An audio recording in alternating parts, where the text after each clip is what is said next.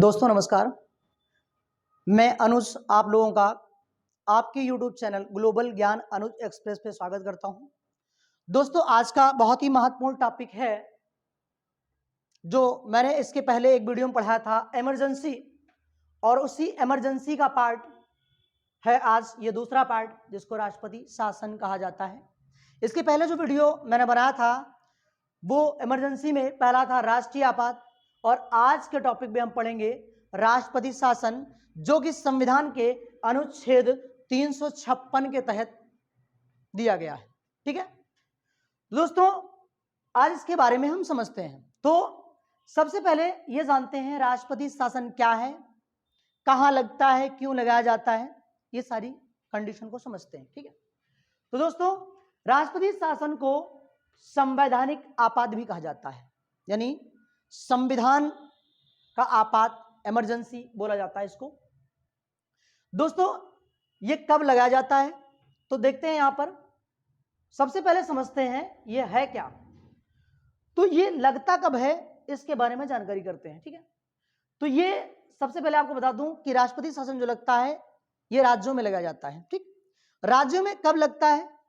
जब भी कभी समस्या उत्पन्न हो जाए राज्य की शासन व्यवस्था को चलाने के लिए, तो इसके बारे में समझते हैं। यदि राज्य की शासन व्यवस्था संविधान के अनुसार न चल रही हो तो राष्ट्रपति शासन लगता है। ठीक दोस्तों, जब भी कभी राज्य की व्यवस्था सही से चल ना पा रही हो तभी इसको लगाया जाता है। और राज्यपाल जो होता है जिसे राज्य का संवैधानिक प्रमुख बोला जाता है, तो ये क्या करता है, ये राज्य की स्थितियों को देख करके ये जब इसको ये समझ में आता है कि शासन व्यवस्था राज्य की अच्छी से नहीं चल रही है, तो ये क्या करता है, ये राष्ट्रपति से सिफारिश करता है कि राज्य में राष्ट्रपति शासन लागू होना चाहिए। ठीक है ना, तो कौन सिफारिश करता है? राज्यपाल करता है। किससे करता है? राष्ट्रपति से करता है। और इसे लगाता कौन है? तो दोस्तों राष्ट्रपति शासन राष्ट्रपति लगाता है। ठीक है,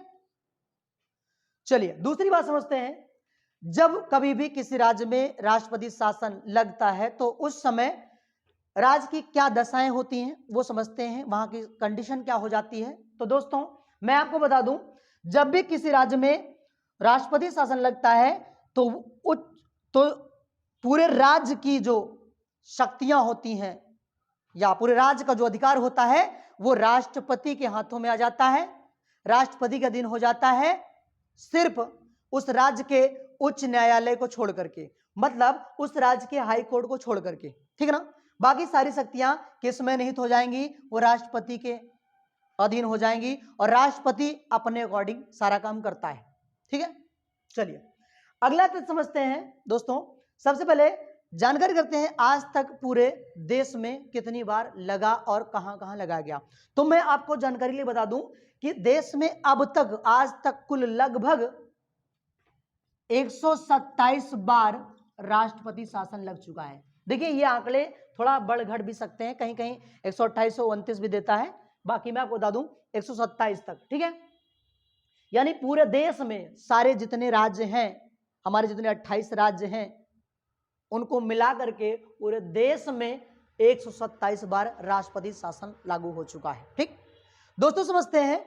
अब जानते हैं कि सबसे पहले कहां पर लगा, भारत में सबसे पहले कहां लगा और किस सन में लगाया गया। ठीक, तो सबसे पहला जो राष्ट्रपति शासन लगा वो पंजाब राज्य में लगाया गया और यह लगा 1951 में। सबसे महत्वपूर्ण प्रश्न है एग्जाम की दृष्टि से। ठीक ना, राष्ट्रपति शासन सबसे पहले कहां लगा? पंजाब में। कब लगा? 1951 में। ठीक है, उसके बाद में अगर पंजाब के अन्य क्षेत्रों में देखते हैं तो इसके बाद पटियाला 1953 और पेप्सू एक क्षेत्र है, यानी इन क्षेत्रों में, पंजाब के इन क्षेत्रों में 1953 में लगाया गया। ठीक दोस्तों, सबसे अधिक बार जो राष्ट्रपति शासन लगा है वो इंदिरा गांधी के कार्यकाल में लगा है, इंदिरा गांधी के समय में लगा है। ठीक, अब देखिए राष्ट्रपति शासन के लिए शर्तें क्या हैं। तो शर्तें दोस्तों ये है कि इसे अगर लगाना है तो अधिकतम कितने 3 साल तक लगाया जा सकता है। ठीक है, अगर 3 साल से ज्यादा राष्ट्रपति शासन लगाना है तो उसके लिए प्रक्रिया है, संविधान में संविधान संशोधन करना पड़ेगा,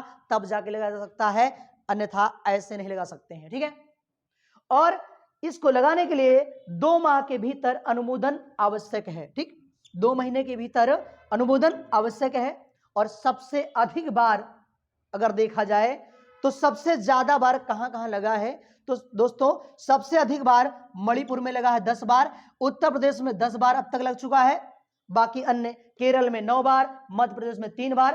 तो ये इस तरह से राष्ट्रपति शासन लग चुके हैं। और बाकी पूरे देश में अगर देखा जाए तो लगभग में 127 बार लग चुका है। ठीक, एक महत्वपूर्ण प्रश्न और बनता है कि सबसे अधिक समय तक कहां पे लगा रहा, तो दोस्तों सबसे अधिक समय तक ये पंजाब में लगा रहा और ये 5 साल तक लगा रहा। ठीक है ना। तो आई थिंक आप लोगों को ये पूरा का पूरा वीडियो समझ में आया होगा। चलिए अब हम बात कर लेते हैं एग्जाम पॉइंट ऑफ व्यू के अकॉर्डिंग कि कौन कौन से प्रश्न इसमें से ज्यादा पेपर के अकॉर्डिंग महत्वपूर्ण है। ठीक है, तो दोस्तों देखते हैं सबसे महत्वपूर्ण प्रश्न क्या क्या एग्जाम में पूछे जा सकते हैं। सबसे पहला प्रश्न जो आता है वो ये आता है कि राष्ट्रपति शासन किस अनुच्छेद में है। तो दोस्तों ये 356 में है। ठीक है, राष्ट्रपति शासन किस में है, 356 में। दूसरा प्रश्न आता है कि राष्ट्रपति शासन लगाता कौन है, तो राष्ट्रपति लगाता है। राष्ट्रपति शासन लगाने के लिए सिफारिश कौन करता है, राज्यपाल करता है। कौन करता है, राज्यपाल करता है। ठीक, अगला प्रश्न यह महत्वपूर्ण बनता है कि यदि राज्य में लग जाए राष्ट्रपति शासन तो उस समय सारी शक्तियां किसके पास हो जाती हैं, दोस्तों राष्ट्रपति के पास। लेकिन सबसे जो ज्यादा महत्वपूर्ण प्रश्न इसमें यह बनेगा कि सारी शक्तियों के अलावा यानी जो सारी शक्तियां राज्य की जो राष्ट्रपति के पास हो जाती हैं, ऐसी कौन सी है जो राष्ट्रपति के अधीन नहीं हो पाती, तो वो है हमारा उच्च न्यायालय यानी हाई कोर्ट। उस राज्य का हाई कोर्ट या उस राज्य का उच्च न्यायालय, इसकी शक्तियां जो है वो राष्ट्रपति के अधीन नहीं होती। ठीक है, अगला महत्वपूर्ण प्रश्न जो सबसे ज्यादा बनता है, इंपॉर्टेंट ये बनता है कि किस राज्य में सबसे पहले लगा, तो दोस्तों राष्ट्रपति शासन सबसे पहले पंजाब में लगा। कब लगा, 1951 में। एक तो ये महत्वपूर्ण प्रश्न है और दूसरा ये। ठीक है ना, तो पंजाब और 1951 में ये बहुत बार एग्जाम में आ चुका है। ठीक दोस्तों, उसके बाद महत्वपूर्ण प्रश्न क्या बनता है, सबसे अधिक समय तक 5 साल तक कहां पे लगा रहा, तो ये लगा रहा पंजाब में सबसे ज्यादा समय तक। एक महत्वपूर्ण और बनता है प्रश्न, सबसे अधिक बार किसके शासन में लगा, इंदिरा गांधी काल में लगा, इंदिरा गांधी के समय में लगा। और इसको अधिकतम कितने समय तक लगाया जा सकता है, 3 साल के लिए लगा सकता है। ठीक है ना, और अगर इससे ज्यादा लगाना तो क्या करना पड़ेगा, संविधान संशोधन करना पड़ेगा। 2 माह के भीतर का अनुमोदन आवश्यक है। ठीक, और सर्वाधिक बार कहां पर लगा, तो सर्वाधिक बार मणिपुर और उत्तर प्रदेश में सबसे ज्यादा बार लगे हैं। ठीक है ना, तो अपना यूपी भी है जहां पर अधिक बार लगाया गया। ठीक, तो दोस्तों आई थिंक आप लोगों को यह समझ में आया होगा। और अगला जो हमारा वीडियो आएगा वो वित्तीय आपात पे आएगा, है ना, क्योंकि पहला जो वीडियो हमारा हो चुका है वो राष्ट्रीय आपात हो चुका है, ये राष्ट्रपति शासन है। और इसके बाद अगला जो वीडियो हम लाने वाले हैं वो हमारा वित्तीय आपात अनुच्छेद 360 के बारे में आपको बताएंगे। तो दोस्तों इस वीडियो को ज्यादा से ज्यादा लाइक करिए और शेयर करिए, जिससे कि हम अगला वीडियो बनाने के लिए मोटिवेट हों और आप लोगों को के एग्जाम के लिए बहुत ही लाभदायक हो। बहुत बहुत धन्यवाद।